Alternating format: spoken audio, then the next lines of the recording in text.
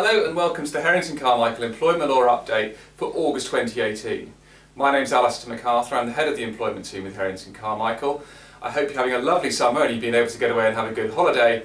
We are still here and we're still bringing you the updates in relation to employment law. So where do we start this month?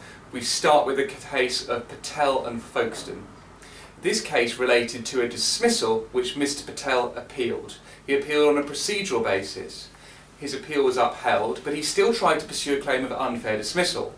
This went all the way up to the Court of Appeal. The Court of Appeal held that the decision to uphold his original appeal by the employer overturned the dismissal and his employment continued. For Mr. Patel, this meant he couldn't pursue his unfair dismissal claim. For the employer, this meant they still were employing him and had to continue to pay him. What this highlights quite clearly for employers is where you overturn a decision on appeal, you do maintain that employment of the employee and you have to continue to pay them.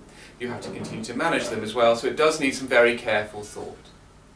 The second case this month is in relation to the case of Lancaster and Juke versus Willman.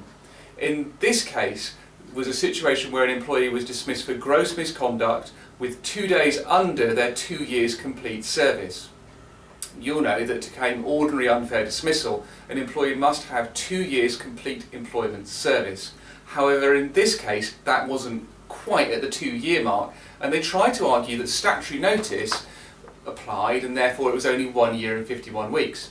In most cases that will apply, and the employee will only have to have 1 year and 51 weeks to claim ordinary unfair dismissal. However, in this case, because it was a dismissal for gross misconduct, statutory notice wasn't payable, therefore the 2-year limit did strictly apply and the unfair dismissal claim could not proceed.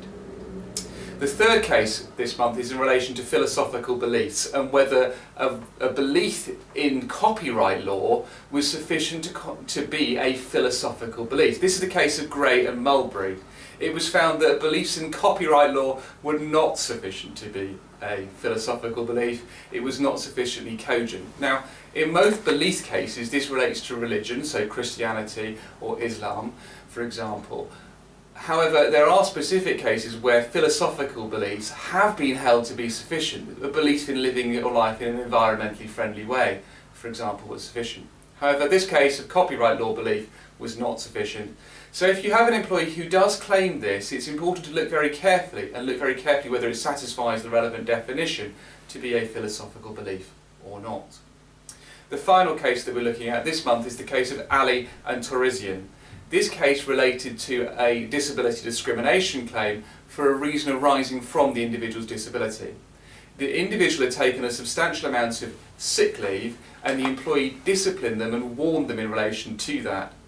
The employer was unable to justify that warning as a proportionate means of achieving a legitimate aim, so therefore the disability discrimination claim succeeded.